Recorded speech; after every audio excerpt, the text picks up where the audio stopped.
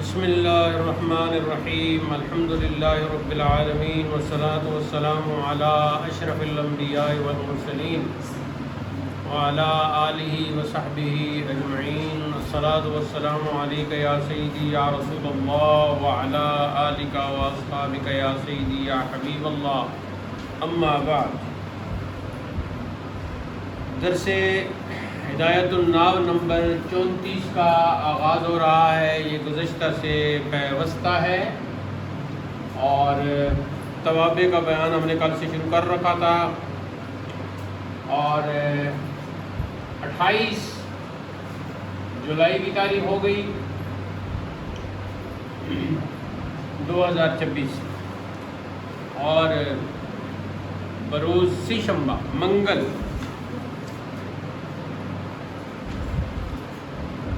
کل ہم نے شروع کی عبارت پڑھ لی تھی توابع کی، اس کے 2 نقطے بھی لکھ لیے تھے، اور پھر 5 توابع میں پھر اس کے بعد تفصیل مصنف نے بیان فرمائی، تو اس میں پہلی فصل جو انات پر مشتمل ہے وہ بھی ہم نے پڑھ لی تھی، البتہ اس کے نکات ہم نے لکھنے ہیں۔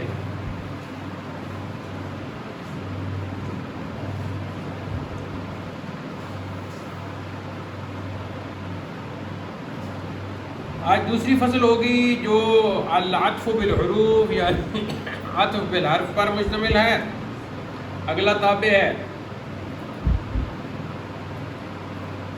تو وہ ہم پڑھیں گے۔ اس کی بھی مکمل تفصیل ہے، اس کے بعد پھر تاکید کا بیان ہوگا۔ تو پہلے عبارت ہم پڑھتے ہیں۔ فصل العطف بالحروف تابع ينسب إليه ما نسب إلى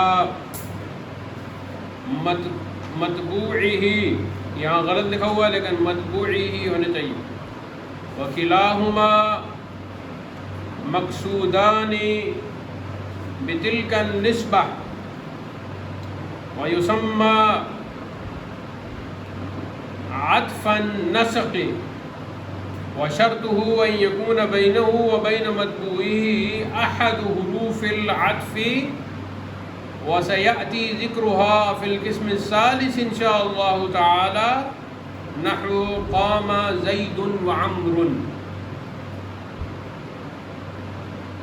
تو یہ فصل جو ہے عطف بالحروف کے بیان میں ہے، اور عطف بالحروف یا عطف بالحرف وہ تابع ہے جس کی طرف منسوب کی جائے وہ چیز ما نسب الی متبوعہ، جو اس کے متبوع کی طرف منسوب کی گئی۔ وکلاہما مقصودان بتلک النسبہ، اور یہ دونوں اس نسبت کے ساتھ مقصود بھی ہوں۔ ویسمى عطف النسق، اور اس کا نام عطف نسق رکھا جاتا ہے۔ وشرطہ، اور اس کی شرط یہ ہے ان یکون بینہ و بین متبوعہ، کہ اس تابع اور متبوع کے درمیان میں کیا ہو، احد حروف العطف، حروف عطف میں سے کوئی ایک حرف ہو۔ اب یہاں سوال پیدا ہوتا تھا کہ حروف عطف کہاں ہیں، اگرچہ ہم نے نام امیر میں پڑھ لی ہیں، لیکن یہ فرماتے ہیں وَسَيَأْتِي ذِكْرُهَا فِي الْقِسْمِ الثَّالِثِ، ان حروف عطف کا ذکر قسم ثالث میں آئے گا انشاءاللہ تعالی۔ مثال اس کی کیا ہے عطف بالحرف کی؟ وہ جو حروف عطفہ ہیں ان میں زیادہ مشہور واو ہے، تو واو کے ساتھ مثال دی، قام زید وعمر، کھڑا ہوا زید اور عمر۔ تو یہاں واو حرف عطف کی وجہ سے قام فعل کا اثر عمر پر بھی ہے، تو جیسے قام فعل کا فاعل زید ہے، واو عطف کے ذریعے عمر بھی اسی قام فعل کا فاعل ہے، تو دونوں پر قام فعل آئے گا، یعنی کھڑا ہوا زید اور کھڑا ہوا عمر۔ مکمل عبارت ہے قام زید وقام عمر۔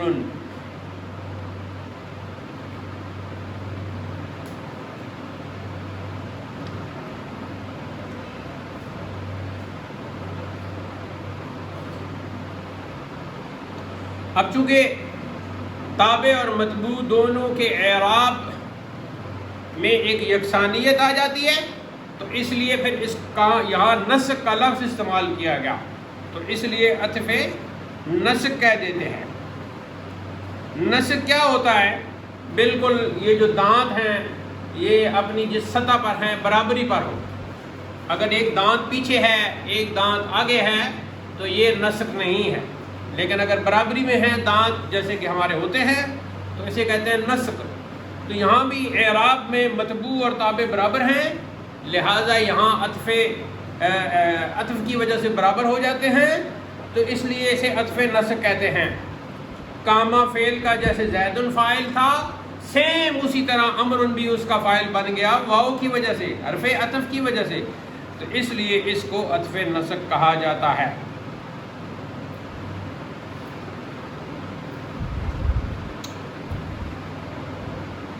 وہ جو ہیں 10 ہیں، اگر آپ نے وہ نظم یاد کی ہو تو اس میں بھی آئے ہوئے ہیں حروف عطف۔ زیادہ مشہور واو ہے، پھر فا ہے، ثم ہے، حتی ہے، اس کے بعد تا ہے، او ہے، ام ہے، لا ہے، لاکنہ ہے، لاکن ہے اور بل ہے۔ لاکن اور بل، لاکنہ اور ہے، لاکن اور ہے۔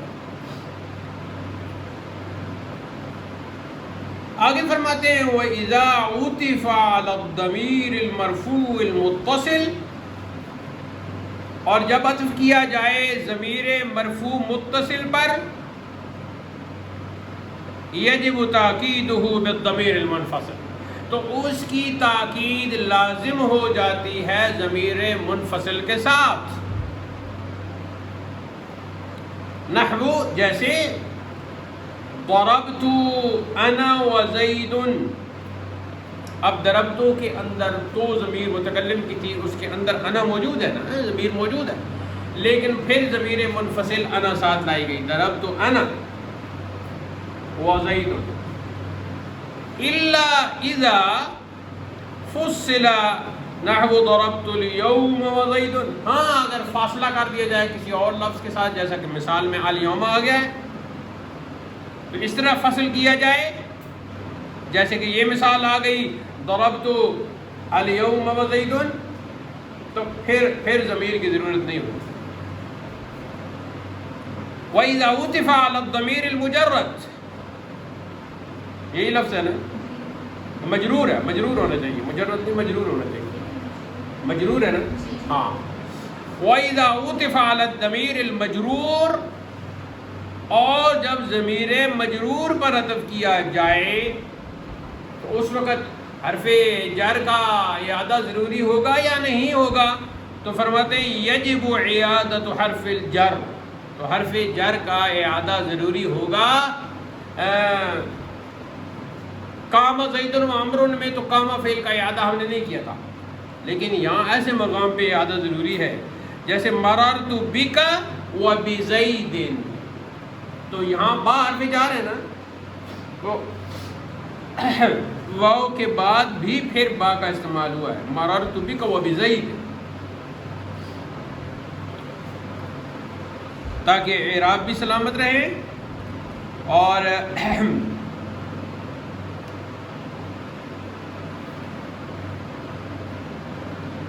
وہ اس لیے کہ اگر یہاں اعادہ نہیں کرتے، مثلا ہم کہتے ہیں مررت بک وزید کہہ دیتے ہیں، تو اس کا مطلب یہ ہوگا کہ جو مستقل کلمہ ہے اس کا عطف کلمہ کی جز پر ہو رہا ہے، تو یہ تو منع ہے، ایسے تو نہیں ہوتا۔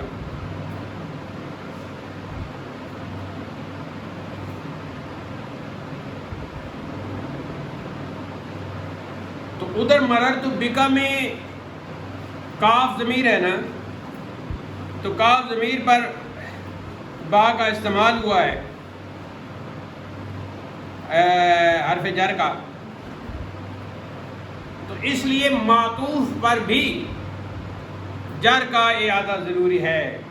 آگے فرماتے ہیں وَاعْلَمْ أَنَّ الْمَعْطُوفَ فِي حُکْمِ الْمَعْطُوفِ عَلَيْهِ، کہ معلوم ہو کہ معطوف جو ہے وہ معطوف علیہ کے حکم میں ہے.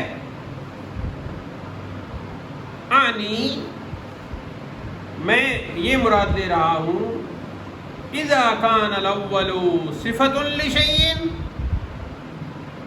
او خبرا لامر او صلۃ او حالا فالثانی کذالک ایضا.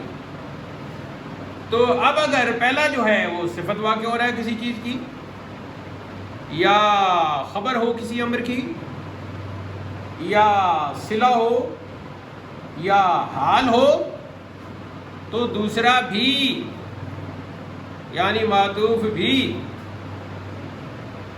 اسی طرح ہی ہوگا. فالثانی کذالک ایضا، تو دوسرا بھی اسی طرح ہی ہوگا. آگے فرماتے ہیں والضابطۃ فیہ، اور اس میں ضابطہ کیا ہے؟ ضابطہ اس میں یہ ہے انہ حیث یجوز ان یقام المعطوف مقام المعطوف علیہ جاز العطف وحیث لا فلا. آج کا عربی دانے سے عبارت کو پڑھ کے دکھائے، جب تک استاد سے نہیں پڑھی ہوگی نہیں پڑھ سکے گا. پتہ نہیں کیا کیا پڑھتا رہے گا، پھر پتہ نہیں کیا سمجھے گا، پھر ڈکشنری میں پتہ نہیں کیا نکالے گا جا کے. اسی لیے آج لوگ جاہل بن رہے ہیں، غلط ترجمے اور باتیں کرتے ہیں قرآن کی اور حدیث کی، ٹی وی پہ بیٹھ کر لوگوں کو گمراہ کر. تو فرمایا کہ ضابطہ اس میں یہ ہے کہ جہاں معطوف کو معطوف علیہ کی جگہ پر عطف کرنا جائز ہو تو عطف جائز ہوگا، وحیث لا فلا، اور جہاں عطف کرنا جائز نہیں ہوگا تو وہاں نہیں ہوگا. اب یہ پرانے مصنفین مختصر عبارت لکھتے تھے، دیکھو پورے جملے کو 3 لفظوں میں کر دیا، وحیث لا فلا، اور اگر نہیں تو نہیں. حالانکہ پورے یہاں آنا چاہیے تھا اور اگر عطف کرنا جائز نہ ہو تو یہاں بھی عطف کرنا جائز نہیں ہوگا. اس ساری عبارت کو بہت ہی مختصر کر دیا، وحیث لا فلا. اور یہ کب سمجھ میں آتا ہے؟ یہ تب سمجھ میں آتا ہے جب آپ عربی بول چال آپ نے سیکھی ہو، تب آپ کو سمجھ میں آئے گا کہ یہ کیسے مختصر کیا. اگر بول چال آپ کو نہیں آتی تو پھر اسی طرح ہی جیسے باقی گمراہ ہیں اسی طرح ہی عربی عبارت پڑھ کے آپ گمراہ بھی ہوں گی اور گمراہ کریں گی. والعطف على معمولین عاملین مختلفین جائز. اگلا مسئلہ، دو مختلف عاملوں کے دو معمولوں پر عطف کرنا جائز ہے. ان کان المعطوف علیہ مجرورا مقدما والمعطوف کذالک. اگر معطوف علیہ مجرور مقدم ہو تو معطوف بھی اسی طرح ہی ہوگا. نحو جیسے فی الدار زید والحجرۃ عمرو.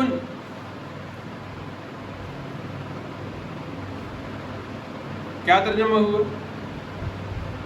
گھر میں زید موجود ہے ثابت ہے، اور حجرہ میں عمر موجود ہے یا ثابت ہے. وفی هذه المسألة، اور اس مسئلہ میں یہ جو آخری مسئلہ بیان ہو رہا ہے، مذہبان آخران، دو اور مذہب بھی ہیں. یہاں مذہب سے مراد کیا ہو گیا؟ یعنی نظریے. تو یہاں دو اور نظریے بھی ہیں. وہما، اور وہ نظریے، وہ جو دو مذہب ہیں وہ یہ ہیں، ان یجوز مطلقاً، پہلا یہ کہ مطلقاً جائز ہے، عند الفراء، امام الفراء جو ہیں ناوی اور قاری المقری، ان کے نزدیک مطلقاً جائز ہے. ولا یجوز مطلقاً عند سیبویہ، اور دوسرے جو جنہیں ابو الناب کہا جاتا ہے، امام الناب، سب سے بڑے ناب کے سب سے بڑے استاد علامہ سیبویہ،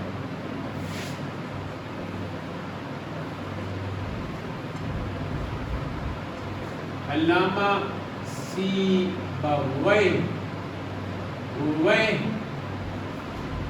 جو ہے مانند کے معنی میں آتا ہے، انگریزی میں LIKE لائک. لائک کا مطلب مانند. لائک. تو سیبویہ سیب کی طرح. تو ان کا چہرہ سیب کی طرح خوبصورت سرخ سرخ تھا تو انہیں سیبویہ کہا جاتا ہے. ان کی جو قواعد کی جو ان کے شاگردوں نے اور سب نے لکھ کے کتاب مرتب کی ہے کئی جلدوں میں ہے, اس کا نام ہے الکتاب.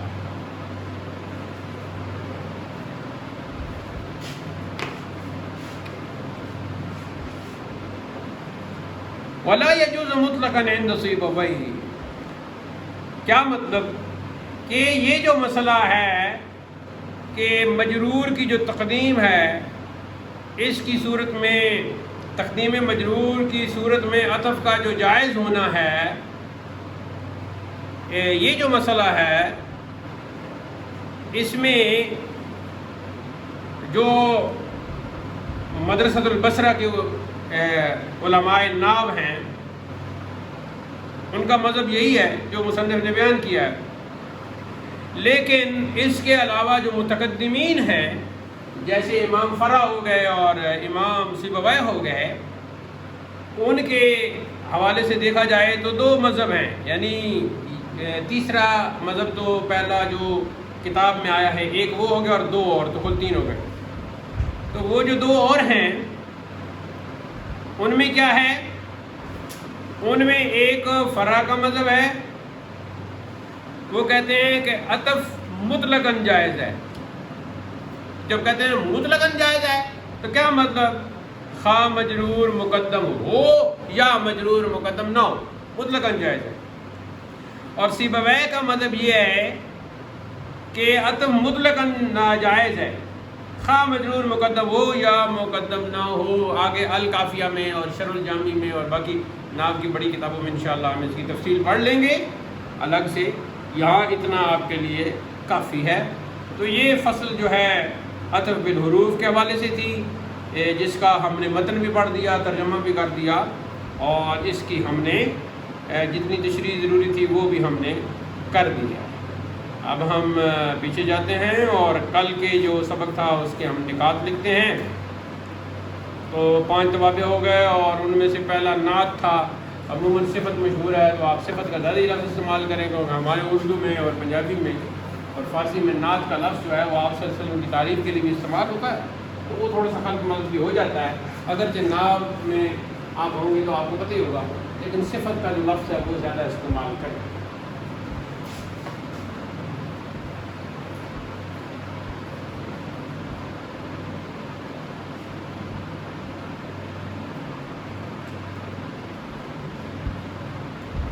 صفت وہ تابع ہے یا وہ تابع ہوتا ہے جو ایسے معنی پر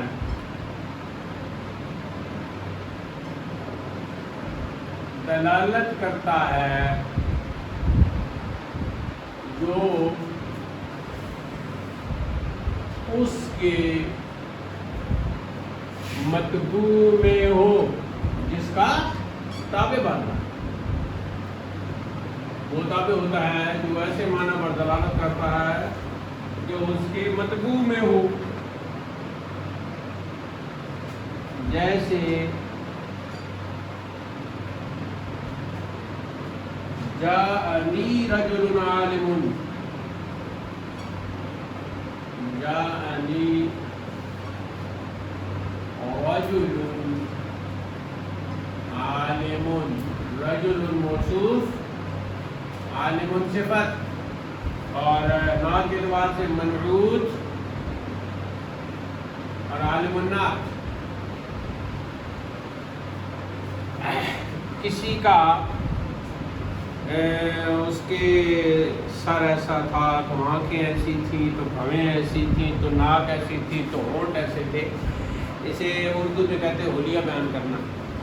یہ جو حلیہ بیان کرنا ہے اس کے لیے عربی میں نعت کا فعل استعمال ہوتا ہے، نعت ینعت، اور یہ لفظ آپ صلی اللہ علیہ وسلم کے حلیہ مبارکہ بیان کرتے وقت سب سے پہلے مولا علی نے استعمال کیا۔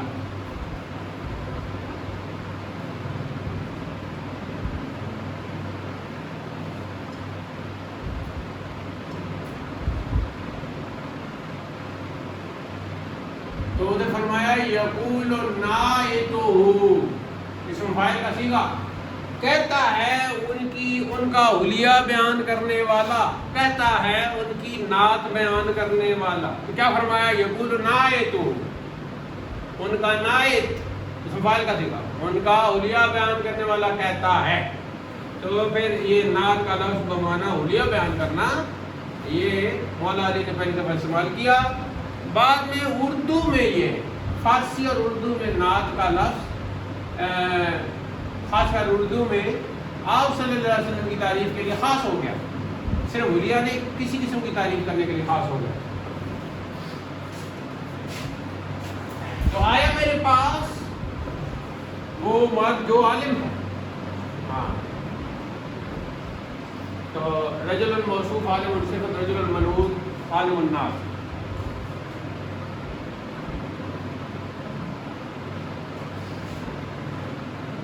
دوسرا پوائنٹ، نعت کو صفت بھی کہا جاتا ہے، تو مصنف نے یہ بھی لکھ دیا، تو لہذا ہم اب صفت ہی استعمال کریں گے۔ نمبر 3،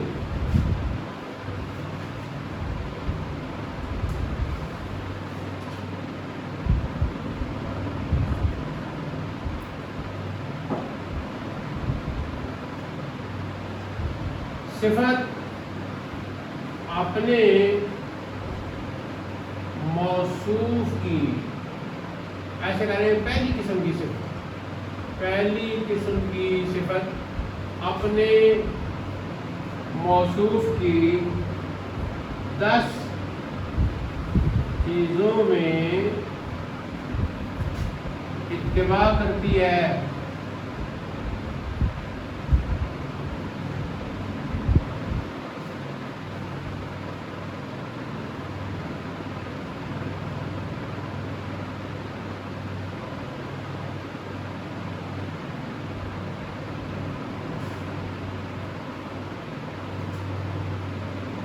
اعراب میں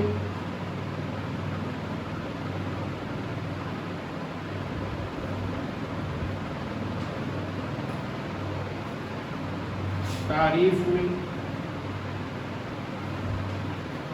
تنکیر میں،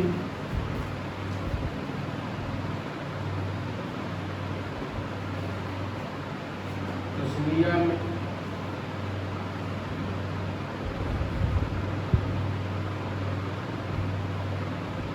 جمع میں،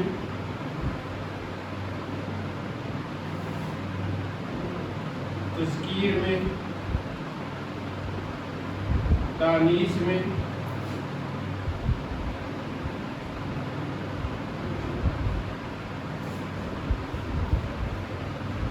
اعراب میں، تعریف میں، تذکیر میں، تسمیہ میں،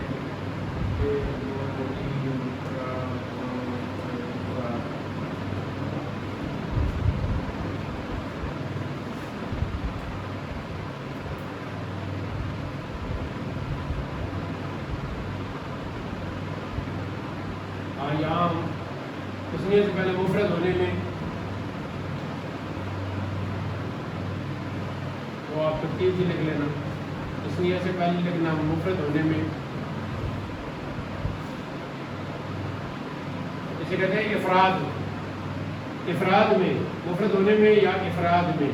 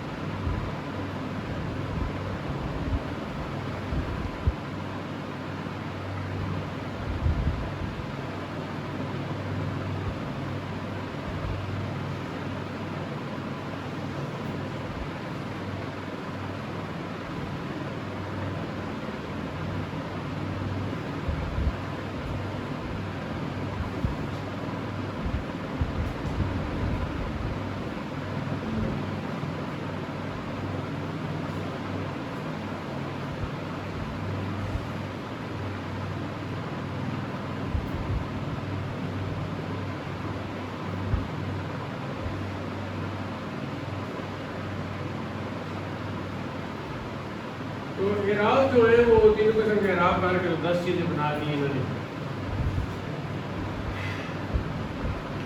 اعراب میں باقی آ گئی تو دونوں تقدیری اور وہ 4. دوسری قسم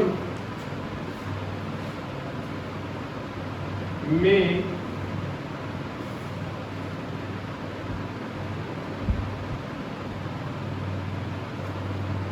اپنے مطلوب کی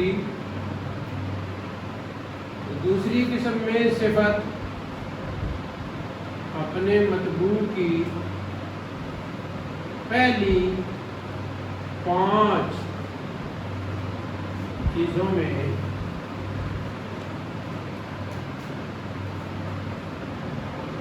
اتباع کرتی ہے.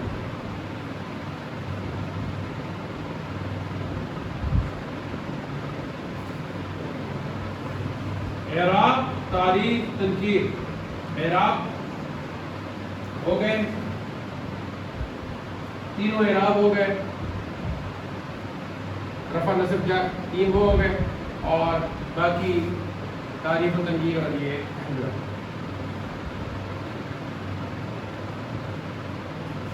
اعراب. یہ ہو گئی 1 تا 3، اور 4 کیا ہے؟ تعریف، معرفہ ہونا، اور 5 کیا ہے؟ تنکیر، نکرہ ہونا. یہاں مثال کیا ہے جی؟ مثال اللہ تعالیٰ کا فرمان. اللہ کا فرمان جو آپ کی کتاب میں لکھو وہ آگے آپ نے لکھنا. حاضر کریم مثال میں آ رہا.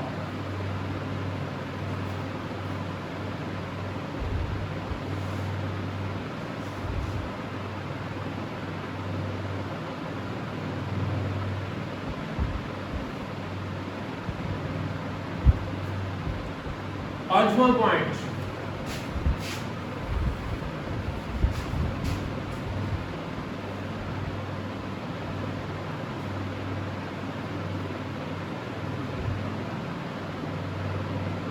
نعت یعنی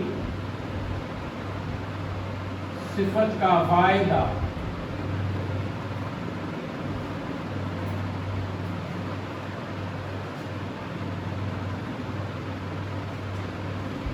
یہ ہے کہ اس سے منعوت، اور دوسرا کیا لفظ ہے؟ موصوف.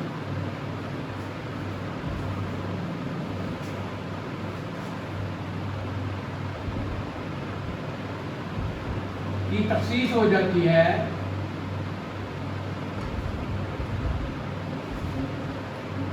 جب نکرہ ہوں.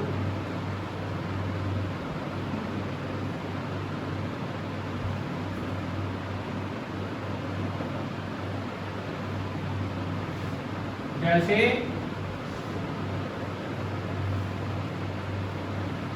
وہی مثال، جاءنی رجل عالم.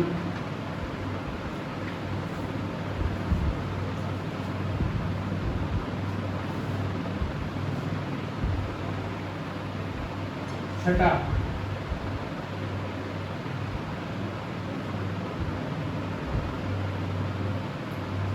اور اگر دونوں معرفہ ہوں تو توضیح کا فائدہ ہوتا ہے. تو توضیح کا کام وضاحت.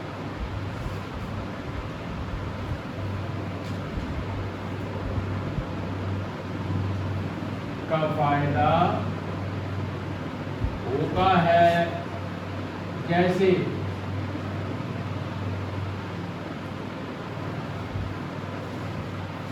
جاءنی زیدن، تو نون ساکن ہے جو آگے ملانے کے لیے اصحاب ہونے کا بلکہ سے زیر لگائیں گے. زیدن الفاضل جاءنی.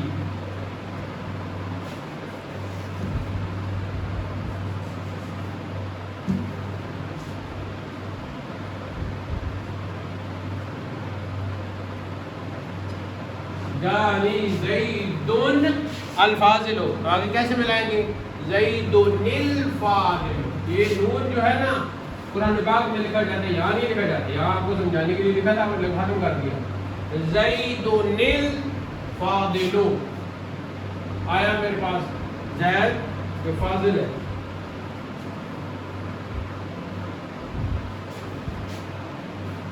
اور کبھی صرف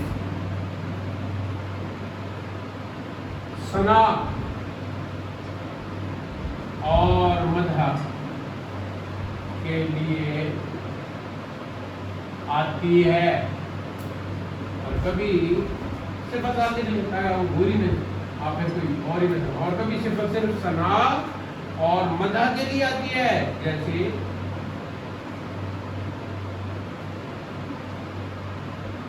بسم اللہ الرحمن الرحیم.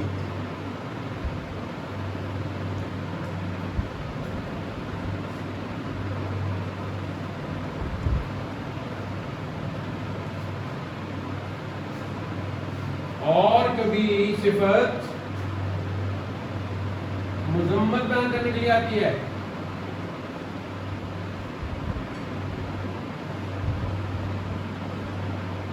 مذمت بیان کرنے کے لیے آتی ہے، جیسے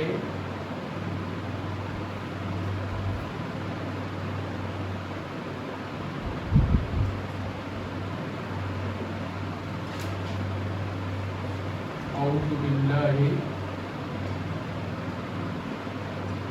من الشیطان الرجیم.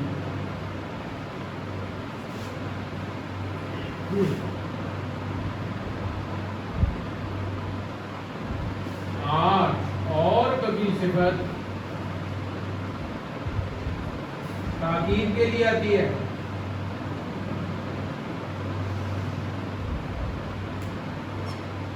جیسے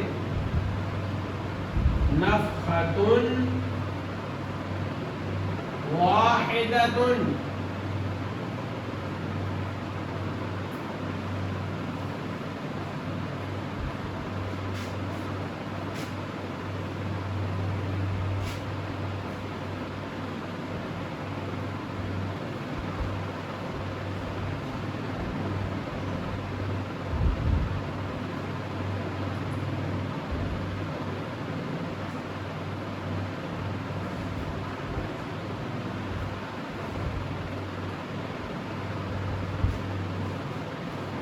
دسواں پوائنٹ،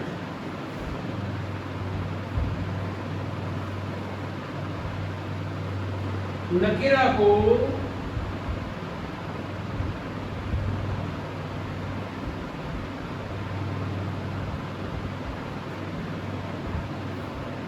جملہ خبریہ کے ساتھ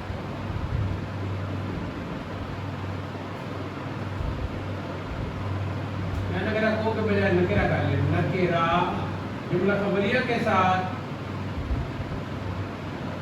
صفت لایا جاتا ہے،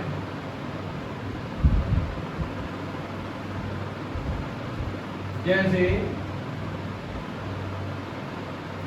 مررت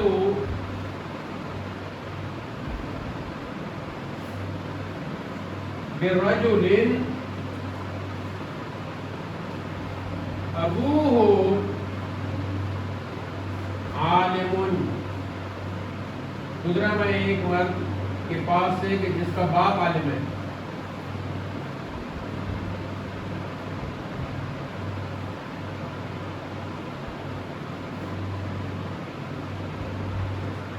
یا مررت برجل قام ابوہ،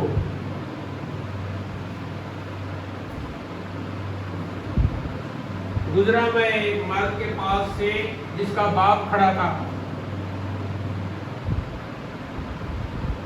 11واں پوائنٹ،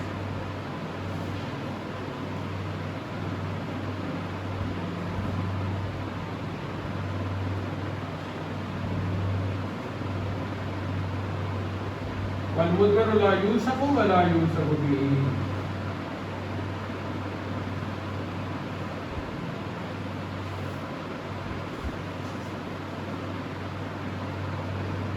ضمیر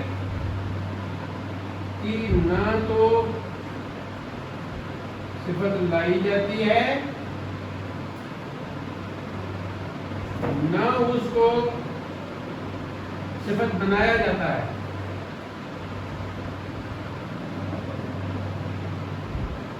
چلو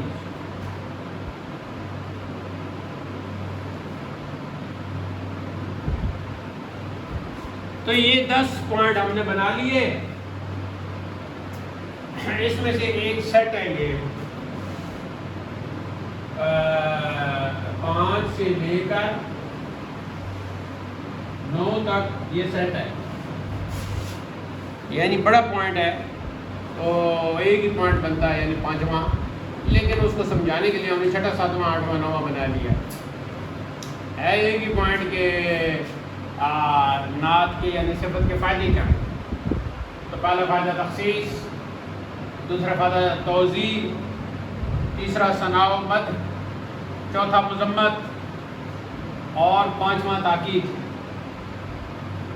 لیکن ہم نے ان کو الگ الگ پوائنٹ بنا لی تاکہ آپ کی سمجھ میں آ جائے. تو الحمدللہ ثم الحمدللہ آج کا ہدایت النحو کا درس جو گزشتہ سے پیوستہ بھی تھا اور نیا بھی تھا، حرف عطف، وہ ہم نے پڑھ لیا ہے. اب جو فصل ہے عطف والی اس کے نقطے انشاءاللہ پوائنٹس وغیرہ وہ آپ کو یاد بھی ہو جائیں گے، کل مزید لکھ لیں گے. اور اگر کوئی آپ کو سوال ہوا تو وہ آفتہ ریکارڈ ہو جائے گا. تو اسی پر ہدایت النحو کا آج کا درس اختتام پذیر ہوتا ہے. اللہ تعالیٰ ہمیں علم نافع عطا کرے اور اس کے ماں بعد اس نے عمل کی ہمت افزائی کرے. وآخر دعوانا الحمدللہ رب العالمین.